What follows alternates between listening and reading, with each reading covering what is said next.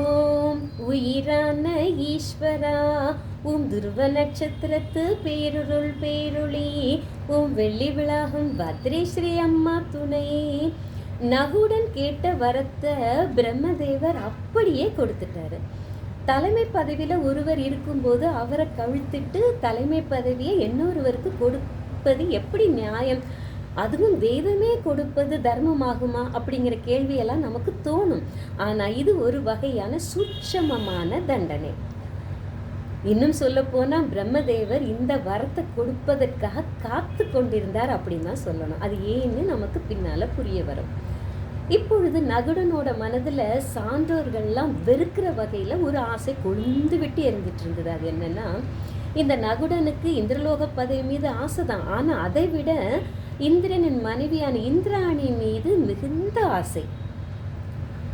இந்து தர்மம் பிறர் மனை நோக்குபவர்களுக்கு கடுமையான தண்டனையை கொடுத்திருக்கிறது.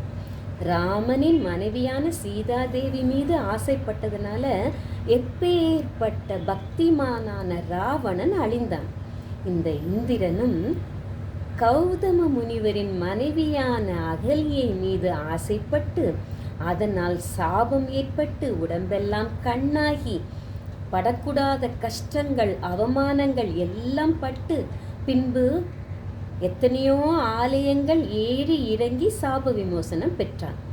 இவனால் அப்பாவி பெண்ணான அகல்யையும் பாறையாக எத்தனையோ ஆண்டு காலம் இருந்து அவஸ்தைப்பட்டாள்.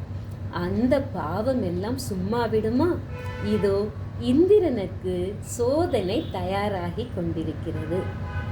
நகுடன் இந்திரனின் மனைவியான இந்திராணியை அடைய வேண்டும் என்ற தீய ஆசையுடன் இந்திரலோகம் வரும் சந்தர்ப்பத்தை எதிர்பார்த்து காத்து கொண்டிருந்தார்.